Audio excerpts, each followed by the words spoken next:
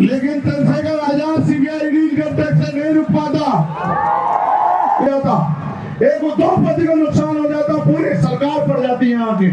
लेकिन और आप योगी का चरित्र रखते हो तो 25-25 लाख रुपए का मुआवजा दो उनके बच्चों को, जिनके घरों में जिनके घरों के चिराग बुझ गए, जिनको हम आज भारत में राष्ट्रपिता महात्मा गांधी कहते हैं। मुझे कहने में कोई संकोच नहीं है कि महात्मा गांधी जी ने उस समय और उनके साथियों ने वैचारिक विरोध के कारण जितने भी मुस्लिम डेलीगेट वहां थे गवर्नमेंट कॉन्फ्रेंस में, उन सबको ये कहा कि डॉक्टर अंबेडकर का साथ मत देना, हम आपको हर वो चीज आपकी मांग पूरी करेंगे जो आप चाहते हो। लेकिन मैं धन्यवाद दूंगा उस समय के सारे मुस्लिम डेलीगेटों का कि उन्होंने अपने हक अधिकारों की परवाह न करते हुए ये बात मानते हैं कि डॉक्टर अंबेडकर की बात सही है, उस समय बाबा साहब अंबेडकर का साथ दिया, जिसकी वजह से बाबा साहब अंबेडकर को कम्युनल अवार्ड मिला। और बाद में वो बात 24 सितंबर 1932 को पूरे में खत्म हुई, जहां से कमजोर शोषितों को आरक्षण मिला। ये बात मैं आपको इसलिए कह रहा हूं क्योंकि आज आप पढ़ लिख के समझदार हो गए हो। अगर दो दुश्मन को नहीं पहचानोगे तो फिर आपके साथ जो जुल्म जाति अन्याय होगा, आप उसके जिम्मेदार खुद होंगे। इसलिए वो पुरानी जो बात थी वो आगे बढ़े। ये कमजोर शोषितों की, दलित, पिछड़े, आदिवासी, मुसलमान, जैन, सिख, बौद्ध, पारसी, कमजोरों की एकता बने और एकता बन के इनके मसलात हल हो, इनको भारत में स्वाभिमान सम्मान का जीवन मिले, जो कि अभी नहीं मिल पा रहा है। इसकी तैयारी करने के लिए आज हम लोग यहाँ इकट्ठा हुए। सम्मानित साथियों, मेरे जीवन को तो आप जानते हो, मैंने 16 महीने जेल काटी। जब दिल्ली में गुरु रविदास जी का गुरुकुल तोड़ दिया गया तो मैं 66 दिन जेल रह के आया। और जब सीएम एनआरसी आया और कोई आवाज भी नहीं उठा रहा था, तब हमने दिल्ली की जो ऐतिहासिक जमा मस्जिद है वहां से फैसला लिया कि हम पूरी दुनिया को बताएंगे कि यहाँ मजलूम और जिसको आज टॉर्चर किया जा रहा मुसलमान वो अकेला नहीं है। और इसका खामियाजा भुगतना पड़ा कि उन्होंने मुझे, मेरे साथी जानते हैं कि 250 लाठियां मारी होंगी, मेरे नखून तक खींच ले मेरे पैरों के, मेरे साथी जानते हैं इस बात को। और जब मैं जेल से आया, आपके यहाँ भी बिजनौर में गोलियां चली, आप इस बात को जानते हैं। यही नहटौर में चली, यही नजीबाबाद में चली, जो लोग आंदोलन कर रहे थे। कई लोगों की जान गई, मेरठ में चली। मैं सबके घर घर गया है बताने के लिए कि अकेले मत समझना, हम सब लोग आपके साथ हैं। लेकिन आज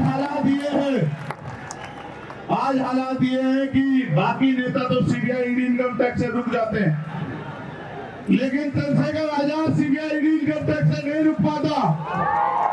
इसलिए जितने षड्यंत्र हो सकते हैं उतने षड्यंत्र किए जाते हैं। और तो और सरकारें, जब ये आरएसएस भारतीय जनता पार्टी की सरकारें रोक नहीं पाती तो मेरे ऊपर गोलियां चलाती हैं। आपके प्यार आशीर्वाद से इनकी गोलियां मेरा कुछ नहीं बिगाड़ सकती। इसलिए आपसे कह रहा हूं कि आपके अंदर एक भय है और ये भय मैं दूर करना चाहता हूं। आपको ये लगता है और आपको बार बार ये बताया जा रहा होगा कि भाई चंद्रशेखर का साथ देने से आप कमजोर हो जाओगे। मैं आपको याद दिलाता हूं, पहले आपने जब बाबा साहब अम्बेडकर आंदोलन चला रहे थे तब आपने आरपीआई का साथ दिया, लेबर पार्टी ऑफ इंडिया का साथ दिया, शेड्यूल कास्ट फेडरेशन का साथ दिया। फिर जब बाबा साहब चले गए आपने कांग्रेस पार्टी का साथ दिया, जनता दल का साथ दिया। और जब मान्यवर काशीराम आपके घरों पे आते थे तो आप उनको कहते थे कि आप फलानी पार्टी को कमजोर करने के लिए आए हो। आप उनकी बात को शुरुआती दौर में नहीं सुनते थे, फिर एक समय आया जब आपने उनका साथ दिया तो आप ताकतवर हुए, और जब आप ताकतवर हुए तो आपकी जिंदगी में परिवर्तन आया। आज मैं उसी दौर में हूँ। आज फिर आप लोग डर रहे हो, आपको लगता है चंद्रशेखर का साथ देंगे तो ताकतवर नहीं होंगे। जब आप मान्यवर काशीराम साहब का साथ देके ताकतवर हुए तो अपने खून चंद्रशेखर आजाद का साथ देके आप ताकतवर कैसे नहीं होंगे?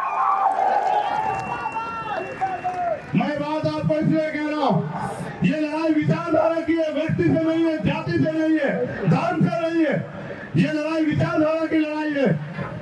एक समय था जब मान्यवर काशीराम साहब गली गली और हर प्रदेश में जाके बहुजन समाज के लोगों को एकजुट करने का काम करते थे, और जहां बाबा साहब अम्बेडकर ने आंदोलन छेड़ा, जहां बाबा साहब अम्बेडकर ने आंदोलन छेड़ा, उस महाराष्ट्र की धरती के सभी नेताओं ने मान्यवर काशीराम साहब को ये कह के हटा दिया कि आपके बस का नहीं है, आप नहीं आए हो, आप नहीं कर सकते हो, हम बाबा साहब के सिपाही हैं। और वो बार बार ये कहते थे कि बाबा साहब की विचारधारा तो बहुत अच्छी है, बहुजन हिताय बहुजन सुखाय की, लेकिन इससे लोग राजनीति में कामयाब नहीं हो सकते। लेकिन कहते तमन्ना अगर सच्ची हो तो रास्ते हजार होते हैं। मान्यवर काशीराम साहब ने ये करके दिखाया, उसी विचारधारा का झंडा डंडा पूरे देश में लहरा के दिखाया, ताकत बना के दिखाई। उनके आंदोलन की खूबी थी कि उनके आंदोलन से ऐसे नेताओं का निर्माण हुआ जिनके पैरों में चप्पल भले ही 2 रंग की हो, जिनके घरों में भले ही छत ना हो, जिनके पास बड़े बड़े महल ना हो, जिनके पास बड़ी बड़ी गाड़ियां ना हो, जो करोड़पति धंधा सेठ ना हो, लेकिन ये आंदोलन की ताकत थी कि एक समय ऐसा था कि गरीब के बेटे विधानसभा लोकसभा में गए, और जब मान्यवर काशीराम साहब चले गए, यहाँ के जो उनके लेफ्टिनेंट हैं उन्होंने उनके नारों को ही बदल दिया। नारों में कितनी शक्ति होती मैं आपको बताता हूं। जब मैं नारे कहूंगा जो बहुजन मूवमेंट को जानते हैं उनके दिल में आवाज आ जाएगी। ये नारा बताओ किसने दिया कि शिक्षित बनो, संगठित रहो, संघर्ष करो, बताओ। ये नारा किसने दिया जिसकी इतनी संख्या बढ़ी उसकी इतनी हिस्सेदारी, बताओ। ये बताओ वोट हमारा राज तुम्हारे, नारा नहीं चलेगा नहीं चलेगा, नारा किसने दिया? जब ये नारे देने वाले लोगों ने इन नारों के बदौलत समाज को जगाया, जैसे बाबा साहब के लेफ्टिनेंटों ने वहां किया महाराष्ट्र में, ये विचारधारा बहुत अच्छी कामयाब हो सकते नहीं, ऐसे उनके लेफ्टिनेंटों ने किया कि 2006 में जैसे मान्यवर काशीराम साहब चले गए, उन्होंने कहा हम ये नारे को बदल के बहुजन से सर्जन कर देते हैं। बहुजन से सर्जन हुआ और आप देखो आज क्या हालात हो गई है। विचार हमारी शक्ति होती है, विचार हमारी ताकत होती है, विचार हमारा आधार होता है। जब आप विचार छोड़ते हैं तो आप अपना लक्ष्य छोड़ते हैं। पहले उन दलों का लक्ष्य होता था गरीबों की आवाज उठाना, आज उन दलों का लक्ष्य है अपनी और अपने परिवार की संपत्ति बचाना। आप ये सोच लो मेरे लोगों, आप पे इतने जुर्म जाति अत्याचार हुए, सीएम जैसे मामले आए, 2 अप्रैल जैसे मामले आए, क्या कोई अमीर आपकी आवाज उठाने आया? आपने जिनको नेता बना के भेजा विधानसभा लोकसभा में, क्या वो आपके क्षेत्रों के लिए बोले? अभी आपके यहाँ लोकल में सबसे बड़ी समस्या ये हुई, जानकारी के तौर पे जो सीनियर लोग हैं उनको बता दो, यहाँ गुलदार ने 20 से ज्यादा लोगों की जान ले ली। लोगों का, आम लोगों का हजरत निकलना मुश्किल हो गया। किसान खेत पर नहीं जा पा रहा है, मजदूर मजदूरी पे नहीं जा पा रहे, बच्चे स्कूल नहीं जा पा रहे, महिलाएं घर से नहीं निकल पा रही। जो निकलता है उसकी जान के लिए नहीं पता कि उसकी जान बचेगी नहीं बचा। अभी 2-3 दिन पहले एक बच्ची को उसने, एक नाबालिग बच्ची 14-15 साल की बच्ची पे उसने हमला कर दिया, और अभी कुछ दिन पहले एक बच्चे की जान ले ली। जिनके बच्चे जाते हैं उनको पता होता क्या होता है कीमत जान की, सरकारों को नहीं पता है। मैंने मुख्यमंत्री जी को भी कहा लिखकर, यहाँ के अधिकारी कर्मचारियों को भी कहा कि आप जो तनख्वाह ले रहे हैं, कुर्सियों में बैठे हैं, आपकी जिम्मेदारी बैठती है, हम बैठ देते हैं कि हर एक व्यक्ति की जीवन रक्षा करो। आप लोग क्या कर रहे हो बताओ? अगर एक नेता को नुकसान हो जाता, एक उद्योगपति को नुकसान हो जाता है, पूरी सरकार पड़ जाती है यहाँ की। लेकिन यहाँ गरीबों की जान जा रही है, कोई पूछने वाला नहीं है। ये क्षेत्र को मिला 20,000 लोगों की जान चली गई। मैंने मुख्यमंत्री ने कहा आप सबकी बात सुनते हो, अगर वास्तविकता में आप मुख्यमंत्री हो और आप योगी का चरित्र रखते हो तो 25-25 लाख रुपए का मुआवजा दो उनके बच्चों को, जिनके घरों में इनके घरों के चिराग बुझ गए। और सुरक्षा व्यवस्था करो। जब नेताओं की सुरक्षा हो सकती है, जब बड़े बड़े उद्योगपति की सुरक्षा हो सकती है, इन गरीबों की सुरक्षा की जिम्मेदारी कौन लेगा? ये सरकार की जिम्मेदारी थी। इनको गरीब, कमजोर, इनको कीड़े मकोड़े समझ के नजरअंदाज किया गया सरकारों द्वारा। और रजत 5 घटनाएं अभी कुछ दिनों में यहाँ दलित समाज की बच्चों के बलात्कार की हो गई और यहाँ के अधिकारी कर्मचारी हाथ पे आकर के बैठे हैं। मैं होता पार्लियामेंट में प्रधानमंत्री को भागने नहीं देता पार्लियामेंट से और पूछता कि बताओ हम टैक्स देते हैं कि हमारे लोग, हमारी बच्चे हमने इसलिए पैदा की कि उनकी हत्या कर दी जाए, उनका रेप किया जाए। इस देश में बदला क्या आपके लिए? आप बताओ। अगर यहाँ गरीबों के बच्चे सुरक्षित नहीं, अगर उनकी जिंदगी सुरक्षित नहीं है, तो फिर ऐसी सरकारों का कोई फायदा नहीं होगा। सरकारें आपकी नहीं हो सकती। मेरे लोग, मैं तो हजारों मुकदमे हमारे साथियों के ऊपर लगे, मेरे सामने खड़ी की गई, उन सारी समस्याओं से लड़ा। मगर आप बताओ मेरे लोगों, क्या मैंने कभी तुम्हें अकेला छोड़ा? पूरी जिम्मेदारी से बताओ। हर फुल जाति में मैं आपके साथ खड़ा। जिस नेता को आपने वोट देके बनाया वो तमाशा देखता रहा, वो एसी में पड़ के सोता रहा। और आपका चंद्रशेखर, जो आपका बेटा बिजनौर के लोगों, नगीना के लोगों, वो आपके लिए सड़कों पे लड़ता रहा। ये लोकतंत्र है, आपके पास ताकत है। आप चाहो तो किसी को कुर्सी पर बिठा दो और आप चाहो तो किसी को कुर्सी पे पटक के जमीन पे बिठा दो। ये आपकी ताकत है। आज हालात ये हैं कि संविधान खतरे में, हमें लोकतंत्र को बचाना है, उसको स्थापित रखना है। जो सपना बाबा साहब ने देखा था वो पूरा नहीं है, अभी तक पूरा नहीं हुआ। जो सपना मान्यवर काशीराम साहब देखा वो अभी तक पूरा नहीं हुआ। अगर वास्तविकता में आप अपने आप को बाबा साहब की औलाद कहते हो, काशीराम साहब की औलाद कहते हो, तो आप बताओ, जब उनका सपना पूरा नहीं हुआ तो आप चैन से कैसे बैठे? मेरे लोगों, आप बताओ, आपको नींद कैसे आती है? आपका पेट कैसे भर जाता है जब आपके महापुरुष ने अपने बच्चे कुर्बान किए आपके लिए? आप उनके आंदोलन को, उनके सपनों को पूरा करने के लिए क्या कर रहे हो? मैंने तो मान्यवर काशीराम साहब की एक बात को बिठा बांधी। उन्होंने कहा कि मुर्दा लोग मिशन नहीं चलाते और जिंदा लोग मिशन को रुकने नहीं देते। मैंने उसी दिन ठान लिया कि हम मान्यवर काशीराम साहब का मिशन, सामाजिक परिवर्तन और आर्थिक मुक्ति का मिशन आगे बढ़ाएंगे। और आप ये जानते हैं, एक भी दिन हम लोग और बीमार में आजाद समाज पार्टी के लोग चैन से नहीं बैठते। मैं बधाई दूंगा आप लोगों को कि अगर आज लोकतंत्र जिंदा है तो आप जैसे साथियों की वजह से है। आज अगर संविधान सुरक्षित है तो आप जैसे साथियों की वजह से है। संविधान को खतरा कैसे? क्या इस देश में धार्मिक आजादी बची है? अगर बची है तो आप करके देखो कोई धार्मिक प्रोग्राम सड़क पे, आपको पता लग जाए। यहाँ धार्मिक आजादी खत्म की जा रही, यहाँ सामाजिक आजादी खत्म की जा रही है। गैर ब्राह्मणिक सामाजिक जाति के आधार पर छुआछूत भेदभाव है और यहाँ कमजोरों को, गरीबों को गरीब बनाया जा रहा है। और सरकार केंद्र की चंद पूंजीपतियों की सरकार बन गई है। मणिपुर चल रहा है, बहन बेटियां, बच्चियां, वहां के आदिवासी और वहां के क्रिश्चियन, ईसाई लोग देश की तरफ आंख उठा के देख रहे हैं, कोई हमारी आवाज सुनेगा। लेकिन किसी की नेता की हैसियत नहीं हो पा रही है कि सरकार कहीं तालाबंदी करके सरकार से सवाल पूछे। क्या इस देश में आदिवासियों को, दलितों को, ईसाइयों को, मुसलमानों को रहने का, पिछड़ों को रहने का हक नहीं है क्या? आप बताओ। क्या वो लोग टैक्स नहीं देते हैं क्या? क्या उनमें जुल्म ज्यादती करने का? आज जो भगवान बुद्ध को मानने वाले लोगों करके देखो, एक आयोजन आपको परमिशन लेनी पड़ेगी और परमिशन नहीं देंगे आपके आयोजन में आके आपका आयोजन खराब कर देंगे। ये हालत है।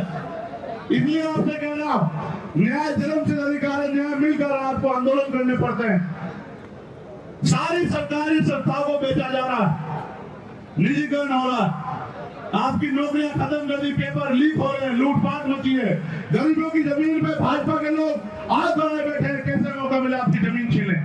और जहां आपके आसपास के लोगों की छीनी होगी खूब। इसलिए आपसे कह रहा हूं, आज आपके कंधों पर जिम्मेदारी है संविधान को बचा के लोकतंत्र को, असली लोकतंत्र को, जिसमें गरीबों के हक की आवाज उठे, गरीबों का भी मान सम्मान हो, उसको हम लोग को स्थापित करना है। उसकी तैयारी के लिए आज हम लोग यहाँ, क्योंकि 9 अक्टूबर माननीय काशीराम साहब ने यहाँ से विदा हुए, उनकी संतानों को संकल्प ले लेना चाहिए था कि काशीराम साहब 10 साल में आपका अधूरा कारवा पूरा करेंगे। उनसे तो नहीं हुआ, जिनको वो ताकत देके हम इसको कारवा को पूरा करके दिखाएंगे। इसलिए जो है मैं आपसे कहना चाहता हूं, कमर कसो, कमर कसो और आगे बढ़ो। और मैं जानता हूं मीडिया के साथी इस बात पर जरूर ध्यान करें मेरी, जैसे हमारे देश के प्रधानमंत्री जी को इजराइल दिखाई दिया, उनको मणिपुर दिखाई नहीं देता। और मणिपुर छोड़िए, पूरे देश में जो कमजोर वर्गों पे हिंसा हो रही है वो दिखाई नहीं देती उनको। सरकारी कर्मचारी बड़ा आंदोलन कर रहे थे दिल्ली में कि हमें पेंशन दो, नौजवान सड़कों पे रोजगार नहीं है, महंगाई बेरोजगारी ने कमर तोड़ दी है, कोई कहने वाला नहीं है। और आज सरकार कह रही है कि हम इजराइल के साथ,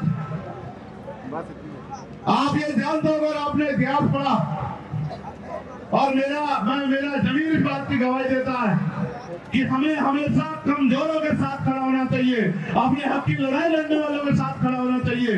आप इतिहास उठा के देखो, अगर आप ये बात जानने का प्रयास करोगे इजराइल और फिलिस्तीन को, तो आपको पता लगेगा कि जिस तरह हमारे देश में हम लोग इस देश के मूल निवासी, दलित, पिछड़े, आदिवासी और जो धार्मिक अल्पसंख्यक लोग हैं, वो जो बेबस लाचार हो रहे हैं अपने देश में वोट होते हुए भी, इसी तरह से इजराइल ने फिलिस्तीन की जमीन पे कब्जा किया और फिलिस्तीन के लाखों लोगों को बंदी बनाया और फिलिस्तीन को अपने देश में वहां के लोगों को मरने के लिए मजबूर किया।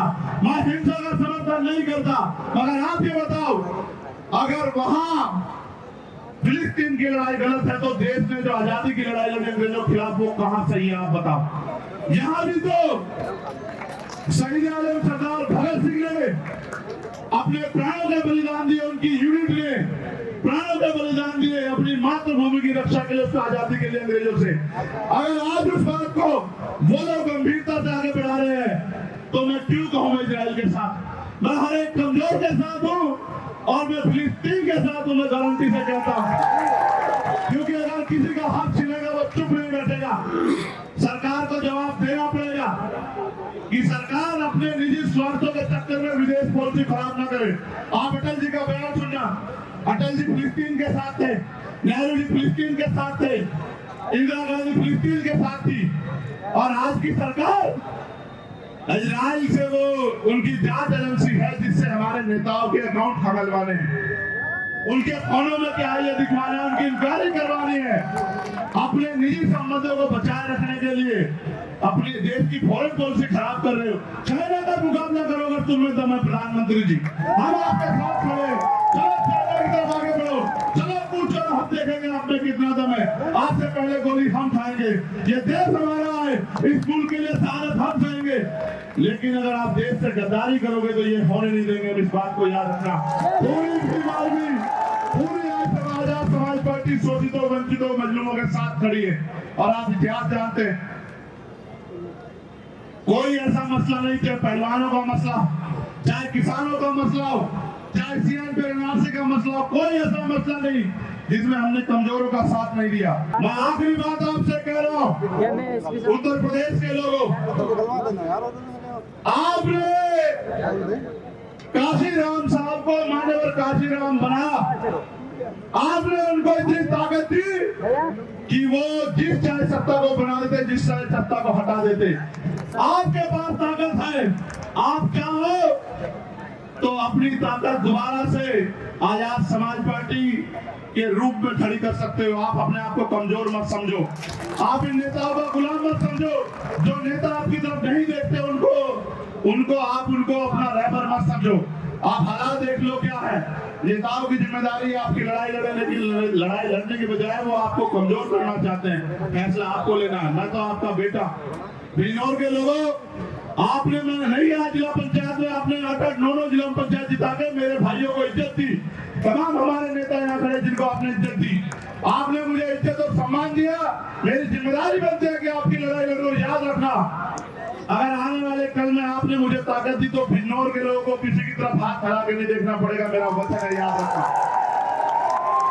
और मैं उन नेताओं को भी कहना चाहता हूं जिन्होंने बहुत साजिशें की मुझे रोकने के लिए, तुम लोग नहीं रोक सकते हो, तुमसे नहीं रुकेगा चंद्रशेखर आजाद भीम आर्मी आजाद समाज पार्टी का काफिला। अगर रोकेंगे तो ये और बढ़ाएंगे तो ये, और अगर ठान लें भीम आर्मी आजाद समाज पार्टी के नौजवान कोई रोक नहीं सकता है।